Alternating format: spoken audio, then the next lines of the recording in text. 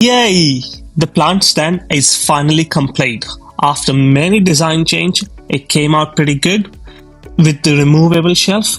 So it was a happy accident, and here's how I did it. I started off with making the side braces. You can see that in one of my earlier videos on how I did that.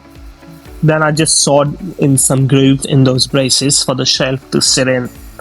I had to do them 6 different times, and I did them 6 different ways, trying out different techniques. This one was the best one and the quickest one, where I just used the saw to saw off a groove and just use a chisel. By chisel, I mean a old screwdriver and a file to smooth it up.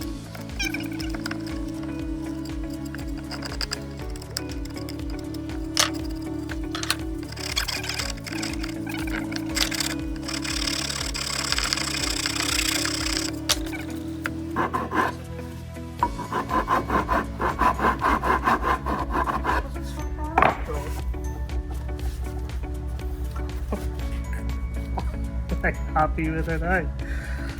Look at that.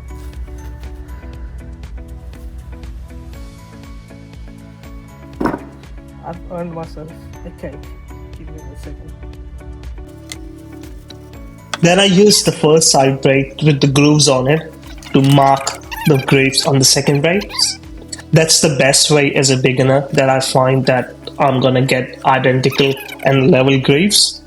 If they are wrong on one side, they're going to be wrong on the other side, and then 2 wrongs make a right. That's my logic. Right. That's the problem with working with pallets, right? Side. This is a bad side. I was thinking about maybe just sanding it up. That's a good side. Love it. That's a good side too. I may have to work something out. I decided to give it a small stand brace on both the sides, perpendicular to it, so that it has got a bit more stability and we can avoid it tipping over backwards or forward. But I did make a mistake. I made it in the wrong direction, so instead of it being perpendicular, it ended up being parallel to it, and that was no use. And here is me being happy about it until I realized that I had messed up, and then I will have to start over. But tough learning curve. Here we are starting over again with a new stand braces, and we're going to get it right this time. I decided to mark my markings, and this one was a bit easier because I didn't have to file away and make the grooves and stuff.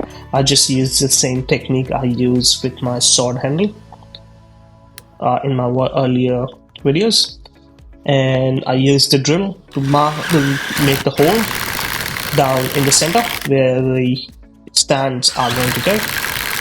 And I think there are better ways to do it, but this is the best way that is working for me right now.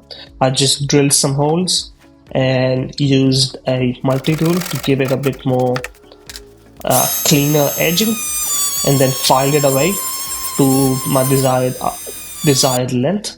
I just find it with filing it away, it gives me a bit more control. Otherwise, if I'm using something else, it just gets out of my hand. Then we started the sanding process.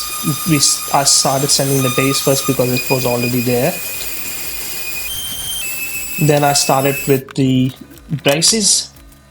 I had to give it a good clean. I'm still using the multi-tool, which was very difficult. I have gotten myself a orbital sander now, so I did an unboxing video for it, so if you want to go and have a look.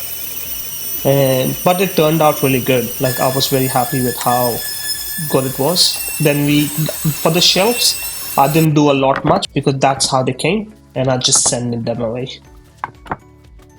And here I am with all my parts finished. I'm just gonna stain them. The side braces, I stained them a dark walnut color, and the shelves, I stained them a lighter marabou color, it's called. I just wanted to give it a bit of a two-tone contrast to give it a bit more flair to it.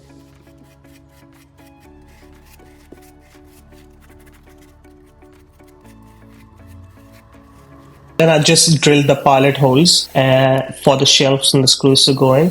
You see me wiggling it around. That was me making up a countersink. So at the end, I ended up putting some glue and put shavings in there and making it all smooth. This is how it turned out. I'm quite happy with it after all the changes, and now I'm going to try and sell it. So let's see how it goes.